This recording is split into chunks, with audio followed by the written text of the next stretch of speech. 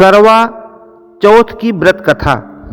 एक साहूकार था जिसके 7 बेटे और एक बेटी थी। सातों भाई बहन एक साथ बैठकर भोजन करते थे।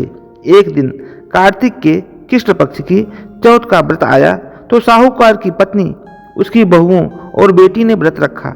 शाम को जब सभी भाई भोजन करने के लिए बैठे तो उन्होंने अपनी बहन से कहा, आओ बहन भोजन कर लें। बहन बोली, आज मेरा करवा चौथ का व्रत है, इसलिए चांद निकलने पर और उन्हें चंद्र देकर ही भोजन करूंगी।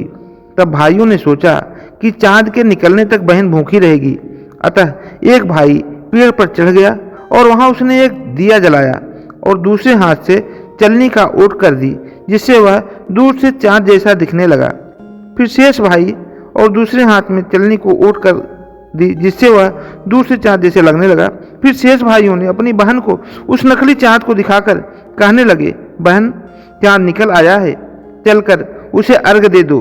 बहन अपनी भाभियों से बोली, चांद निकल आया है, चलो अर्घ दे दें। भाभियां बोली, तुम्हारा चांद निकला होगा, हमारा चांद तो रात को ही निकलेगा। तब बहन ने अकेले ही उस नकली चांद को अर्घ दे दिया। उसके बाद जब वह खाना खाने लगी तो पहले ही ग्रास में बाल आ गया, दूसरे ग्रास में कंकड़ आया और तीसरा ग्रास मुंह की ओर करते ही उसकी ससुराल से संदेशा आ गया कि उसका पति बहुत बीमार है, उसे जल्दी भेजो। अपनी लड़की को विदा करते समय माँ ने कहा, रास्ते में तुम्हें जो भी मिले उसके पांव लगना और जो कोई भी सुहागिन रहने का आशीर्वाद दे दे उसके पल्ले में गांठ लगाकर उसे कुछ रुपए दे देना। बहन जब भाइयों से विदा होकर ससुराल को चली तो रास्ते में जो भी मिला वह सबके पांव छूने लगी। सबने उसे यही आशीर्वाद दिया, तुम 7 भाइयों की बहन, तुम्हारे भाई सुखी रहें और तुम उनका सुख देखो। सुहाग का आशीर्वाद किसी ने नहीं दिया। जब वह ससुराल पहुंची तो दरवाजे पर उसकी छोटी ननद खड़ी थी। वह उसके भी पांव लगी तो उसने कहा, सुहागिन रहो, दूधो नहाओ, पूतो फलो। उसने यह सुनकर उसके पल्ले में गांठ बांधी और उसे सोने का सिक्का दे दिया। फिर भीतर गई तो सास ने कहा, तेरा पति धरती पर पड़ा है। तो वह अपने पति के पास जाकर उसकी सेवा करने के लिए बैठ गई। बाद में सास ने दासी के हाथ बची हुई रोटी भेज दी। इस प्रकार से समय बीतते बीते अगहन मार्गशीर्ष की चौथ आई तो वह चौथ माता से बोली, हे माता, आप ही मेरा उद्धार करोगी, आपको मेरा सुहाग देना पड़ेगा। तब उस चौथ माता ने बताया, पूस की चौथ आएगी, वह मेरे से बड़ी है, उससे ही कहना। इतना कहकर चौथ माता वहां से चली गई। फिर अगले महीने पूस की चौथ आई और यह भी यही कहकर चली गई, आगे आने वाली चौथ से कहना। इस प्रकार से माघ, फाल्गुन, चैत, वैशाख, जेठ, आषाढ़, श्रावण, भादों की चौथ आई और चली गई। फिर जब आश्विन की चौथ आई तो उसने बताया, कार्तिक की चौथ ही तुम्हारा सुहाग वापस कर सकती है, वह आए तो उससे विनती करना।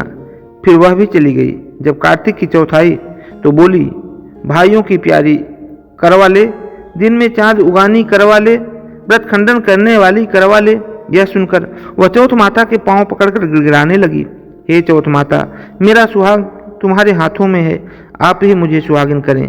तो चौथ माता बोली, तुम्हारे व्रत भंग कर देने से भगवान श्री गणेश जी अप्रसन्न हो गए हैं और इसी कारण से तुम्हारे पति की यह गति हुई है। अब यदि तुम पुनः पूरे विधि विधान के साथ व्रत करोगी तो तुम्हारा पति जीवित हो सकता है। यह सुनकर उसने विधि विधान पूर्वक व्रत किया और चंद्रमा निकलने पर उसे अर्घ दिया। उसके इस प्रकार के व्रत संपन्न करने से गणेश जी अत्यंत प्रसन्न हुए और उनकी आज्ञा पाकर करवा चौथ माता ने अपने टीके में से रोली निकालकर उसके आदमी पर छींटा दिया तो वह उठकर बैठ गया और बोला, आज मैं बहुत सोया। वह बोली, पूरे 12 महीने सोए, आज गणेश जी और करवा चौथ माता की कृपा से उठ बैठे हो। हे करवा चौथ माता, आपने जिस प्रकार से उसके पति को आयु प्रदान की है वैसे भी हमारे पति को भी दीर्घायु प्रदान करना। जो भी इस व्रत को करे और जो भी इस कथा को पढ़े या सुने उन सबके पतियों को दीर्घायु प्रदान करना।